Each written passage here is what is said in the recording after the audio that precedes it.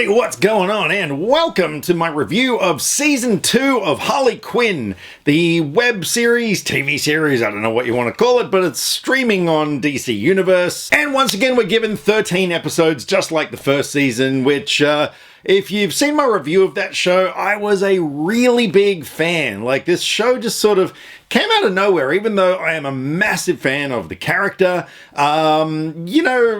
Sometimes it can be a bit hit and miss. I mean, like the movie Batman and Harley Quinn, I'm pretty sure I might have given a 0 or something. It was just terrible. Like, there are certain times where you can actually ruin the character, but that show didn't. I loved it for several reasons. Most importantly for me was that it was funny. It was hilariously funny. It is like probably the funniest TV show that is airing at the moment. I thought, yeah, it was brilliantly written, but it also had a lot of heart. Like, there was so many moments that were tearjerkers. I mean, you know, when you got like this sort of goofy, crazy, off-the-wall show with, you know, a character like that and a whole bunch of other comedic characters, for it to actually, you know, pull some genuine tears out in certain moments, I thought that was rather commendable. But the only thing that I kind of criticized the first season about was the fact that I thought the story could have gone bigger. Like, it basically was just about Harley trying to get her way into the Legion of Doom, splitting up with the Joker, you know, going on her own. Like, that was pretty much it. I sort of felt like it could have gone bigger.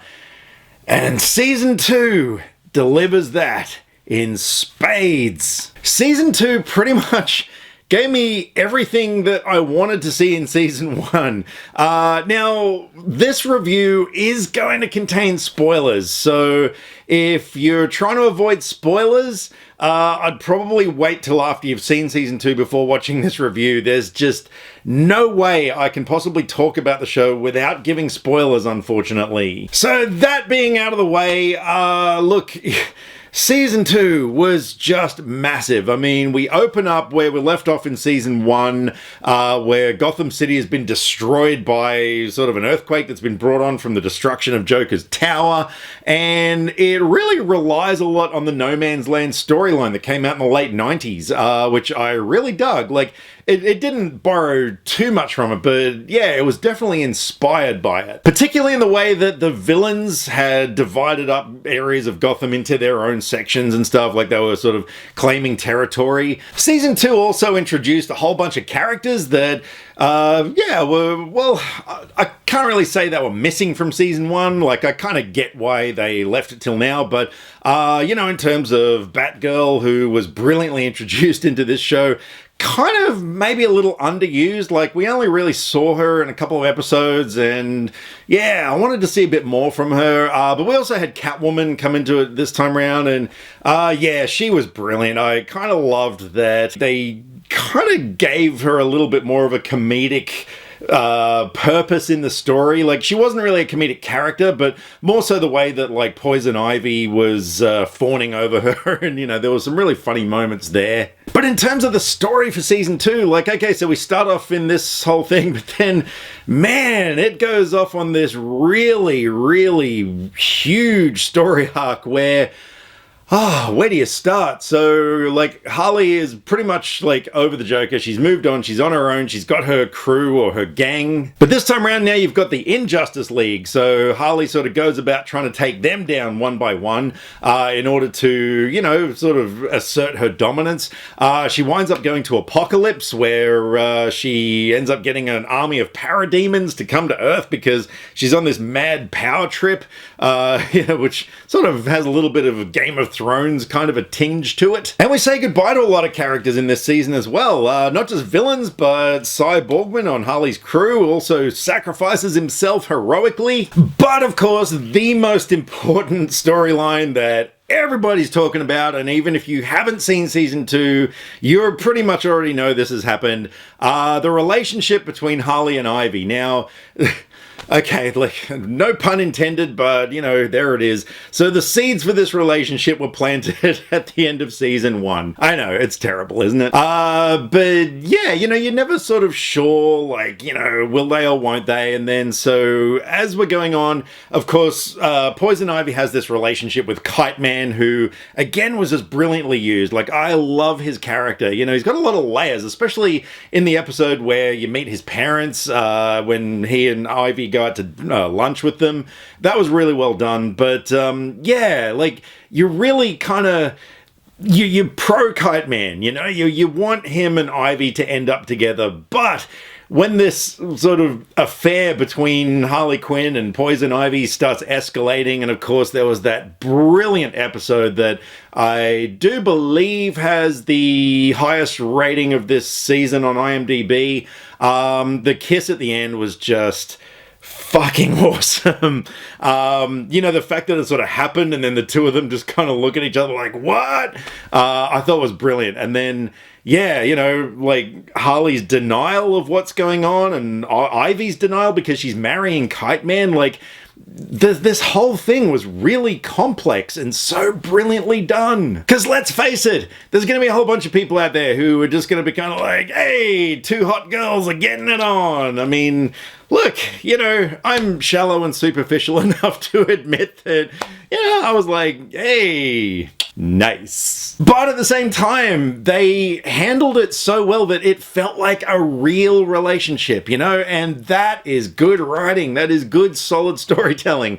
The fact that it wasn't there just sort of for a cheap thrill for guys or, you know, anything like that. Like, this was a genuine relationship between two human beings. And I think, you know, something like this, the way it was written is important to maybe challenge the way that some guys think, you know, those guys who are the sort of dude bros, you know, who, yeah, don't understand anything about gay people or bisexual or whatever. But yeah, I think, you know, the way it was done, like, by the end of it, you kind of, you know, even though you love Kiteman and you don't want to see him get hurt, you're still like, oh man, I really want the two of them to get together. And of course that pays off in the final episode, which I did think felt rushed. Like, I kind of, like, you know, they managed to put everything in it that I wanted to see, but at the same time, I don't know, I just sort of felt it all happened very, very quickly. Like, it was like, whoa, hang on, this is all happening very fast. And then by the end of it,